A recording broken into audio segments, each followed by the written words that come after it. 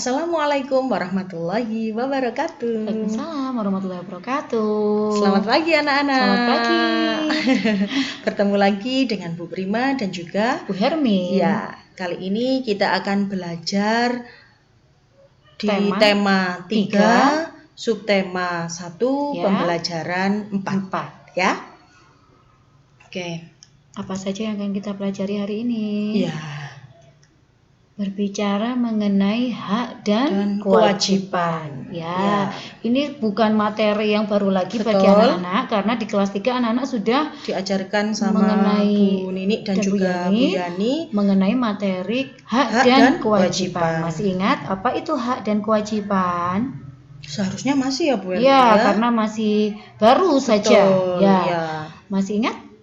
Kewajiban adalah sesuatu yang harus kita laksanakan. Itu adalah kewajiban. Kemudian untuk hak itu adalah sesuatu yang bisa harus kita terima Ya. atau kita dapatkan Betul. jika kita sudah melaksanakan kewajiban. Ya. Kalau begitu, Berarti mana yang harus didahulukan?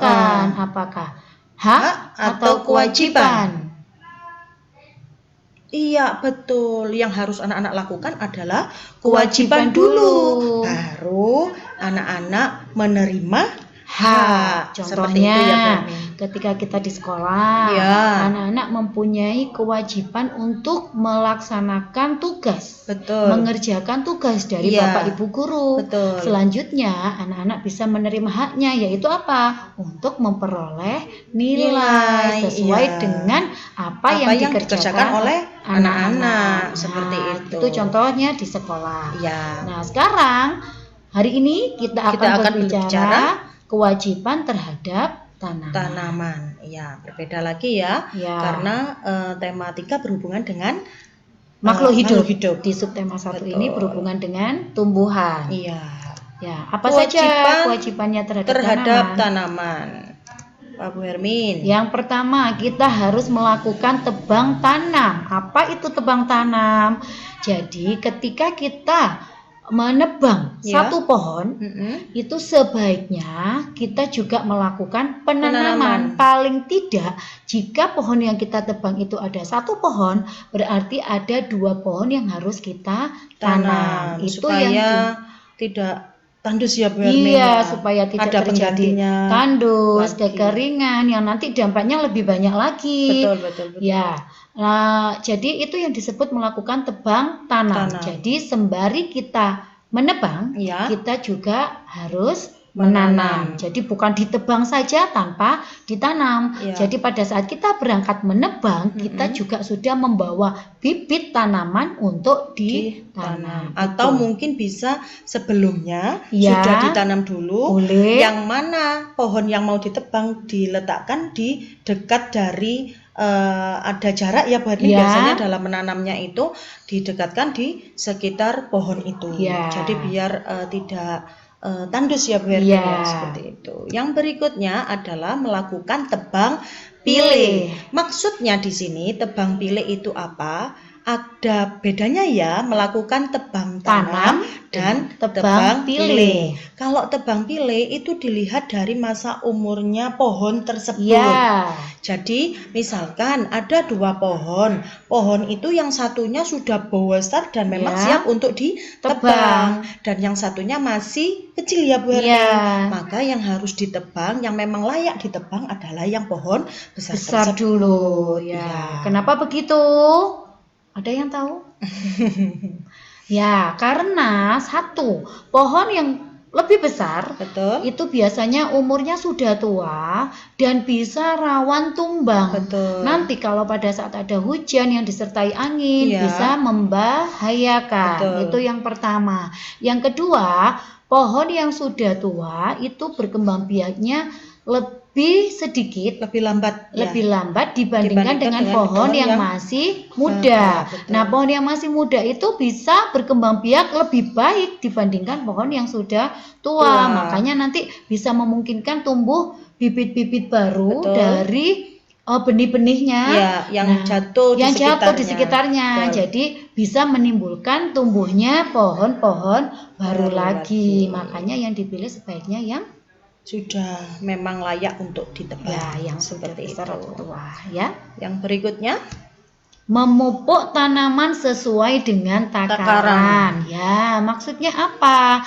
Kita ketahui bahwa supaya tanaman kita tumbuh dengan baik, itu selain menyiram kita juga harus memberikan pupuk. Terkadang ada orang yang berpendapat bahwa pupuk ini kan baik untuk tanaman. Kalau begitu kita kasih sebanyak-banyaknya biar tanamannya tumbuhnya lebih cepat, bagus, lebih cepat, lebih banyak. Nah, yang ada yang tumbuh banyak bukan cuma tanamannya, tapi juga tanaman liar atau gulma.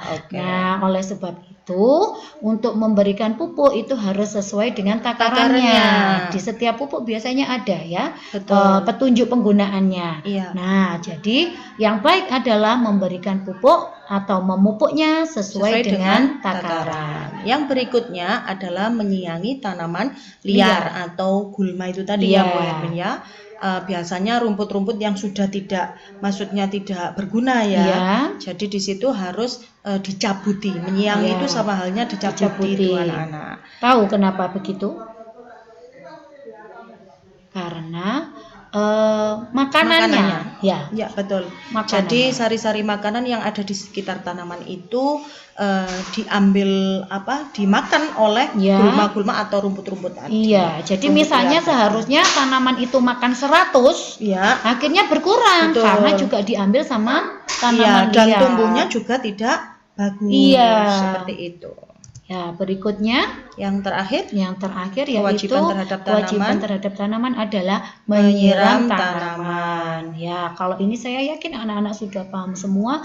Dan paling baik waktu untuk menyiram tanaman itu adalah pada saat sore hari ya. Karena mungkin pada saat kalau pagi masih segar ya Bu Hermin ya udaranya dan mereka yang tanamannya membutuhkan air kadar air itu pada saat sore hari karena siang hari fotosintesis mereka melakukan memasak seperti itu. Berikutnya, nah, tadi kita sudah berbicara mengenai hak dan kewajiban. Yang harus kita dahulukan tadi adalah kewajiban dulu. Setelah kita melakukan kewajiban kita terhadap tanaman, pasti kita juga bisa menuntut atau mendapatkan hak kita dari tanaman yang kita tanam. Iya, apa saja hak kita dari tanaman? Ya, satu, mendapatkan udara segar. Oke, anak-anak, tanaman yang ada di sekitar kita itu mengeluarkan menyerap karbon dioksida yang dari manusia. Ya Bu Hermin ya. Pada saat kita mengeluarkan udara itu adalah karbon dioksida. Jadi pada saat kita bernafas, kita menghirupnya oksigen. Sedangkan pada saat kita menghembuskan nafas itu yang dikeluarkan karbon dioksida.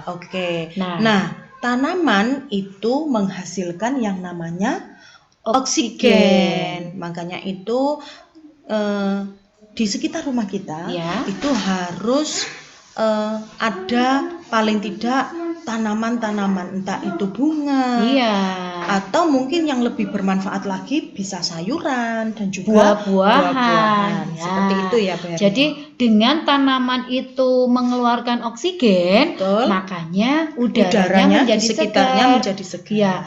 Anak-anak bisa mencoba pada saat kita siang hari, kita berteduh di bawah pohon, pasti terasa sejuk. Nah, kenapa? Itu tadi, karena tanaman itu mengeluarkan oksigen. Berikutnya, yang kedua yaitu menikmati hasil dari tanaman. Tadi sudah disampaikan Bu Prima, paling tidak di depan rumah kita, meskipun halamannya kecil, itu bisa kita manfaatkan. Misalnya dengan bunga tadi, berarti bisa menikmati hasilnya apa? Kalau bunga berarti bisa menikmati keindahan. Kalau tanaman obat keluarga atau toga seperti jahe, kunyit, sirih, lengkuas itu bisa untuk obat-obatan, bisa juga untuk penyedap makanan. Terus lagi kalau buah-buahan, lebih banyak lagi yang kita bisa dapatkan. Kita bisa menikmati buahnya dan bisa bagian-bagian yang lain lagi seperti cabai, itu berarti juga buahnya. Terus kalau bayam berarti sayuran, ya daunnya. Nah, seperti itu. Ya. Kemudian yang berikutnya adalah menikmati segarnya lingkungan hidup. Jadi semakin banyak tanaman yang kita tanam, maka lingkungan kita juga semakin segar. Seperti itu ya Bu Hermin. Ya, itu mengenai hak kita dari tanaman. Yang terakhir yaitu karena udaranya segar, otomatis kita terbebas dari polusi udara. Apalagi di sekitar jalan-jalan Kota Malang itu Bu Hermin, makanya itu banyak pohon. Jadi di sekitarnya banyak pohon, itu tuh udaranya menjadi segar. Ya, meskipun panas pada siang hari ya Bu Hermin. Pasti terasa segar dan sejuk di sekitar daerah atau tempat yang banyak tanaman. Betul. Makanya itu anak-anak, mari kita galakkan supaya kita bisa menikmati kesegaran. Berarti kita juga harus melakukan kewajiban kita, yaitu menanam entah pohon, entah tanaman, entah bunga, ya di sekitar rumah kita. Karena ya kondisi pandemi seperti ini, jadi kita tidak bisa berkreasi. Biasanya kita menanam bersama. Biasanya pelajaran ini kita menanam bersama. Kalau begitu anak-anak bisa melakukan menanam di rumah. Berikutnya, Nah, sekarang berkaitan dengan pertanyaan, saya yakin anak-anak pernah melihat di televisi yang namanya wawancara. Wawancara itu percakapan antara dua orang atau lebih untuk menggali informasi dari seorang narasumber. Narasumber itu siapa? Orang yang yang diwawancarai atau yang memberikan informasi. Nah, itu yang disebut narasumber.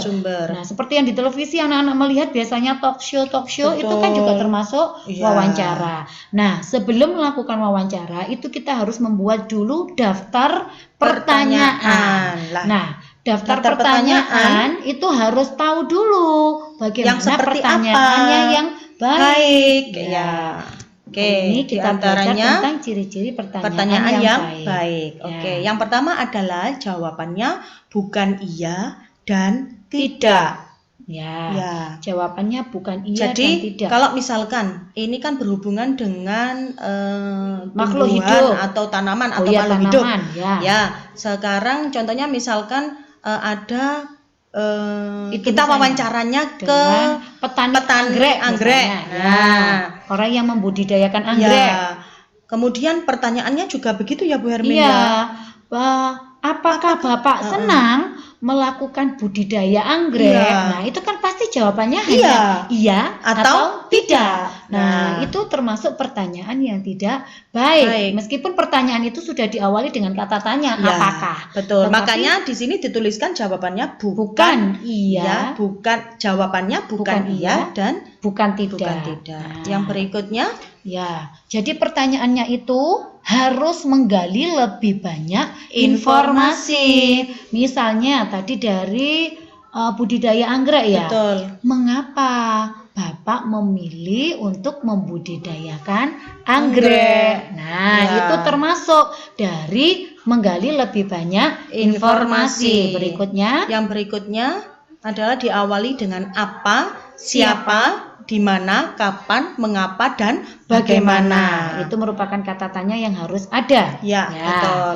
Berikutnya pertanyaannya harus fokus atau tepat sasaran. Jadi kalau mengenai budidaya anggrek, harus tentang budidaya anggrek, tidak mengenai peternakan dan yang lain-lain. Harus sesuai.